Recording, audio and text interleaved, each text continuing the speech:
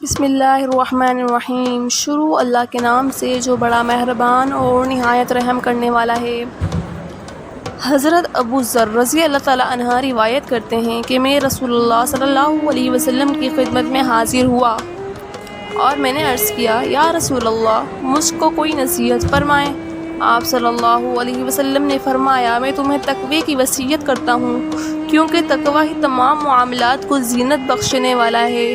میں نے عرض کیا کہ کچھ اور نصیحت فرمائیں، تو آپ صلی اللہ علیہ وسلم نے فرمایا کہ تلاوت قرآن اور ذکر کو اپنے لیے لازم سمجھو، کیونکہ تلاوت قرآن اور ذکر اللہ تمہارے لیے آسمان میں ذکر کا باعث ہوگا اور زمین پر نور کا سبب ہوگا۔ میں نے عرض کیا کہ کچھ اور نصیحت فرمائیں۔ آپ صلی اللہ علیہ وسلم نے فرمایا کہ طویل خاموشی کو اپنے لیے لازم سمجھو، کیونکہ خاموشی یہ شیطان کو بھگانے اور تمہارے دینی کاموں کے کرنے میں مددگار ثابت ہوگی۔ میں نے عرض کیا کہ کچھ اور نصیحت فرمائیں، تو آپ صلی اللہ علیہ وسلم نے فرمایا کہ بہت زیادہ ہنسنے سے پرہیز کرو، کیونکہ زیادہ ہنسنا دل کو مردہ کر دیتا ہے اور چہرے کی زینت کو ختم کر دیتا ہے۔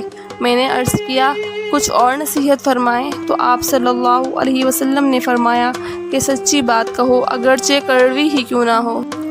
میں نے عرض کیا کہ کچھ اور نصیحت فرمائیں۔ آپ نے فرمایا کہ اللہ کے معاملے میں کسی ملامت کرنے والے سے نہ ڈرو۔ میں نے عرض کیا کہ کچھ اور نصیحت فرمائیں، تو آپ صلی اللہ علیہ وسلم نے فرمایا کہ چاہیے کہ لوگوں کے عیوب جاننے سے تمہارے اپنے اعمال تم کو روک دیں جو تمہارے اندر ہیں، یعنی اپنے عیوب پر نظر رکھو، دوسروں کے عیوب تلاش کرنے کی تم کو فرصت ہی نہیں ملے گی۔ سب سے پہلی نصیحت جو آپ صلی اللہ علیہ وسلم نے ارشاد فرمائی وہ یہ ہے کہ اللہ کے خوف کو اختیار کیا جائے۔ یہی وہ چیز ہے جو انسان کے اعمال کو زینت بخشتی ہے، جس سے تمام اعمال خیر کا کرنا آسان ہو جاتا ہے، اور تقوی سے آدمی کے اعمال مزین ہو جاتے ہیں اور اس میں روح پڑ جاتی ہے۔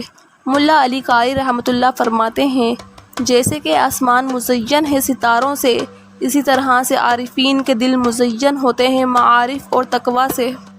دوسری نصیحت ذکر اللہ۔ جو کام بھی اللہ کو خوش کرنے کے لیے کیا جائے اس کو ذکر کہتے ہیں۔ تیسری نصیحت کہ خاموشی اختیار کی جائے۔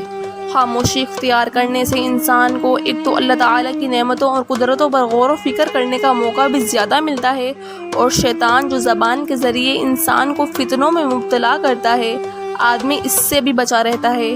اسی وجہ سے فرمایا ہے، من صمت نجا، جو خاموش رہا وہ کامیاب ہو گیا۔ چوتھی نصیحت زیادہ ہنسنے سے پرہیز۔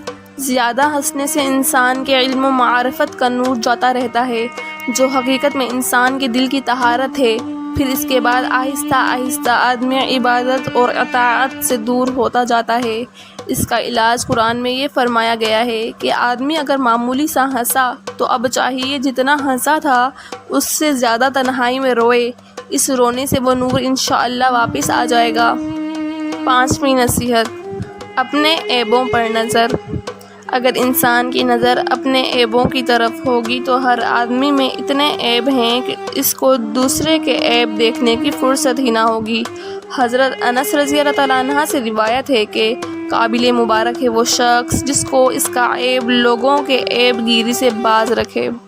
ہندوستان کے آخری مسلمان بادشاہ بہادر شاہ ظفر کا یہ شعر ہے، نہ تھی حال کی جب ہمیں اپنی خبر، رہے دیکھتے لوگوں کے عیب و ہنر، پڑی اپنی برائیوں پر جو نظر، تو جہاں میں کوئی برا نہ رہا۔